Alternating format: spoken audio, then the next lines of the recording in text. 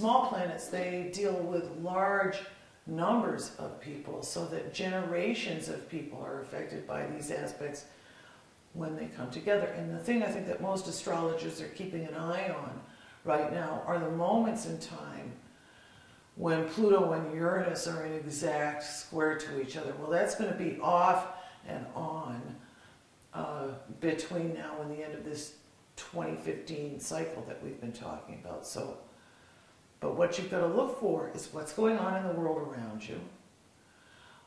You can pay attention to current events if you want, but so much of that is being manipulated by the powers that be, it's hard to figure out what's true and what isn't.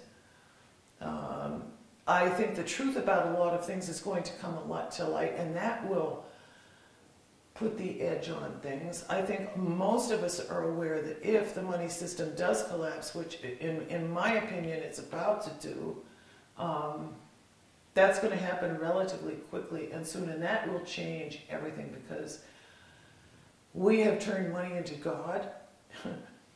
And when the money goes down, what are we going to have to worship anymore, and how are we going to make things happen? Everything is going to change when the money goes down. And in my opinion, the changes that have to take place for anybody to get into the space that they need to be in to go forward with all of this has to do with just getting in touch with what really is intrinsically of value in them and in this world. And to be forced back into a place where they have to look at that, whether they want to or not, is something that I think we could mitigate by having people do it consciously, you know? It's like we're creating this place. I mean, I don't even know what it looks like, or would look like, but when I picture this in my inner vision, what I see is that you've got all these gears that are in a geometric proportion to each other, and they're all interconnected, interrelated, and they have cycles of their own that spin and spin and spin infinitely, and they've been going on forever.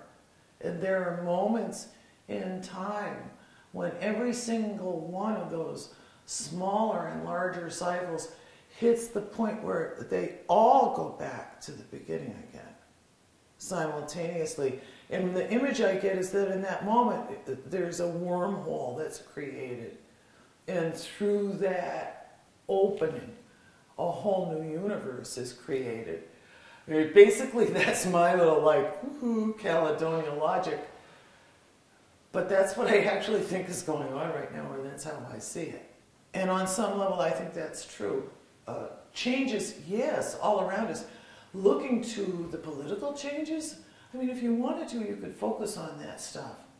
But you'll go crazy if you do, because it is just a reflection of what's going on inside each one of us. So the abuse of power, okay, that we perpetrate on ourselves from moment to moment, with just, hey, we could just start with a Nazi in your head, all right? So how do we talk to ourselves? How do we relate that to the outer universe? Because however we're talking to ourselves, we're talking to everything else. And if you can monitor and look at the ways in which your conversation is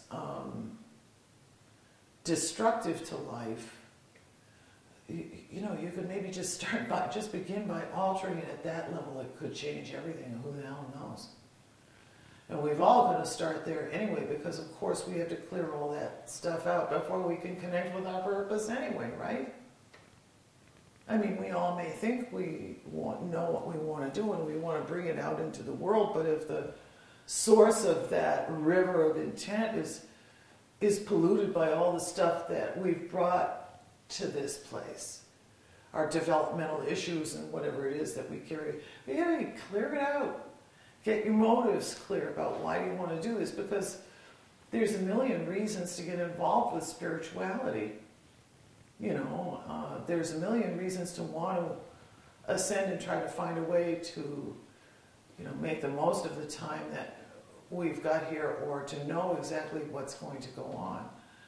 I personally think that we're already living in another world, and that any split that we've made at the energetic level, I feel like it's already taken place. And when I say that the aspects that should have kicked this all over have already occurred, my sense is that I guess that's what I mean when I say that we've already shifted into a completely new reality at the energetic level, because I feel that the more I embrace the concept of remaining in present time, staying connected to what's going on in my heart, and understand that everything is happening simultaneously in the moment, then I'm already, touching the hem of some form of unity consciousness.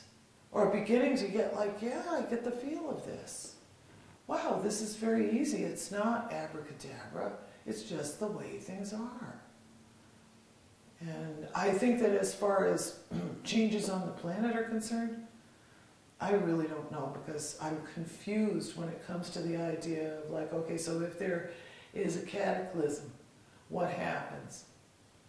Okay, and what happens to the Earth as we know it now, to this dimension of things? I get very confused. I bet a lot of you do too when people start talking about fifth dimension, fourth dimension, that kind of stuff. The way I figure it is this, or this is the only way I can explain it to myself. I think that what's going on right now is that that here in this reality, this dimension, we're going through a state of mitosis.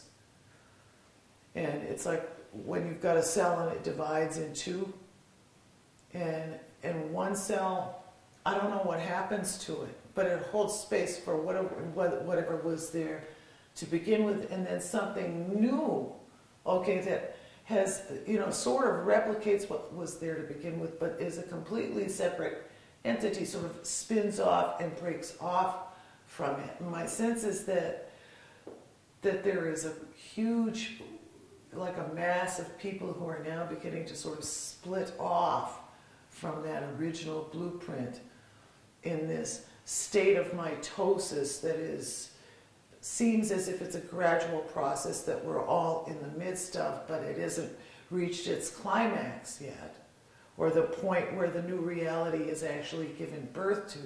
But we're moving into that at the point where the past separates, or the future separates from the past, and this whole new thing is created. What happens to what's left? I really haven't figured that one out. There are some people that say that, the people that still believe in all that stuff will be stuck with that reality. Does that make sense? And that they'll be looking at us, or the people who have sort of awakened and figured out, hey, this is kind of groovy. I like being able to create whatever I want. They'll be looking at us and they'll be thinking, oh my God, we'll be gone off to wherever we are. And they'll be looking at it as if, oh, too bad, they died believing all that crazy stuff.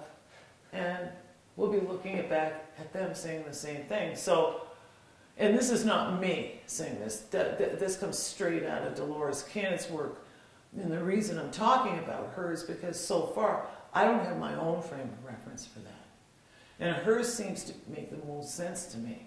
So the new reality is already here, and we're in the process of creating it, because I look around, hey, I know damn well all the technologies for everything we ever wanted to do have been here for good God knows how long. Okay, we could say over 100 years. We could go all the way back to Atlantis. We've always known, okay, how to do whatever it is that we need to do to take care of ourselves and the planet. And this purge that's taking place right now is just taking us back to this place where all the slime and all the lies and all the secrets that have kept all of us from figuring out that, they played a huge trick on us. It's so surprising, even to me, waking up at my age, it's like, wow, we got so tricked.